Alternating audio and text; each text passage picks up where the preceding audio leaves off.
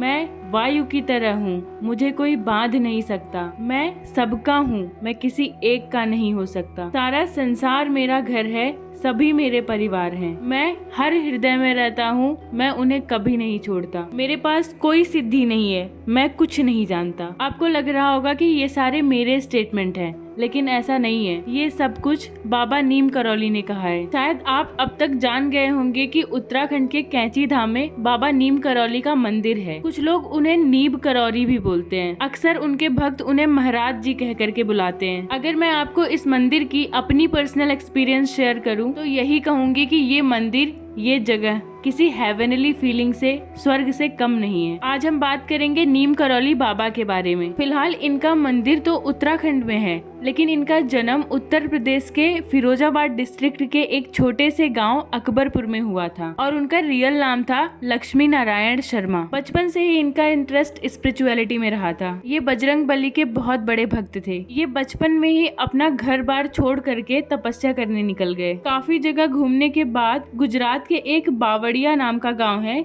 जहाँ पे ये घंटों तालाब में खड़े होकर के तपस्या किया। तो स्टार्टिंग में इनको लोग तलैया वाले बाबा के नाम से जानते थे। ऐसा माना जाता है कि 17 साल के ही उम्र में इन्होंने सिद्धियां प्राप्त कर ली थी। जो पूर्ण ज्ञान का कॉन्सेप्ट होता है ना, वो इन्हें 17 साल के उम्र में ही मिल गया था। इन्हें बहुत सारे नामों से जाना जाता है, जैसे लक्ष्मण दास, हंडी वाले बाबा, तिकोनिया वाले बाबा, कंबल वाले बाबा और भी बहुत सारे हैं। और इन्हें नीम करौली बाबा इसलिए कहा जाता है कि इनका जो गांव था वो नीम करौली नाम से था। नीम करौली या फिर नीब करौरी। इन्होंने ऐसे बहुत सारे चमत्कार किए थे। एक बार ऐसा हुआ कि नीम करौली गांव के पास ही बाबा बिना टिकट के ट्रेन में चढ़ गए और ऐसा पता चलते ही जो ट्रेन का टिकट कलेक्टर था उसने बाबा को ट्रेन से उतार दिया। और उसके बाद जैसे ही ट्रेन को स्टार्ट किया, ट्रेन चली ही नहीं। उस टाइम कई सारे ऑफिसर्स आए, एक नया इंजन लाया गया, लेकिन इतने ज्यादा एफर्ट्स के बाद भी वो ट्रेन वहां से हिली तक नहीं। वहीं एक ऑफिसर थे,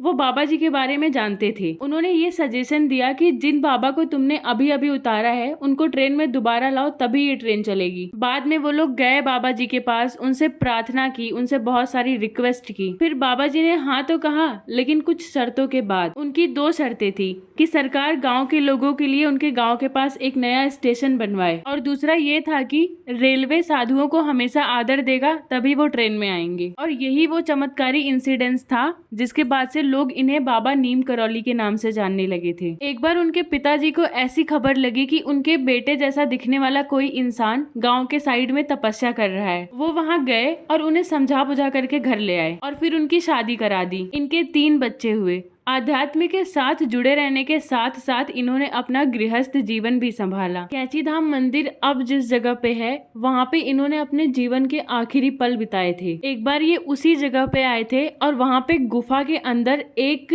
और महान संत थे जो तपस्या कर रहे थे। जब ये गुफा से हो करके आए तो इन्होंने बोला, इस जगह पे मुझे कुछ आवाज सुनाई दे रही है और मैं इसी जगह पे एक मंदिर बनवाऊंगा। और इन्होंने वहीं पे उसी जगह पे हनुमान जी के मंदिर की स्थापना की। ये मंदिर नैनीताल से 17 किलोमीटर की दूरी पर है। नैनीताल अल्मोड़ा को जो कनेक्ट करने वाला रोड है, ये मंदिर उसी के बीच में पड़ता है। 15 जून को हर साल यहाँ पे एक विशाल भंडारा होता है। एक्चुअली उसी दिन इनका इस मंदिर का स्थापना दिवस मनाया जाता है। लोग बहुत ही दूर दूर से आया करते हैं बाबा जी का प्रसाद लेने के लिए। दूरी इतनी कि समुंदर पार से भी लोग आते हैं। एप्पल के फाउंडर स्टीव जॉब्स जब इंडिया आए तो वो बाबा जी से मिलना चाहते थे, लेकिन यहाँ आके उनको पता चला कि बाबा जी की 1 साल पहले ही मृत्यु हो चुकी है। फेसबुक के सीईओ मार्क जुकरबर्ग भी यहाँ आ चुके हैं। ऐसे ही बहुत सारी बड़ी बड़ी हस्तियां बाबा जी से इन्फ्लुएंस हुई। नीम करौली बाबा जी ने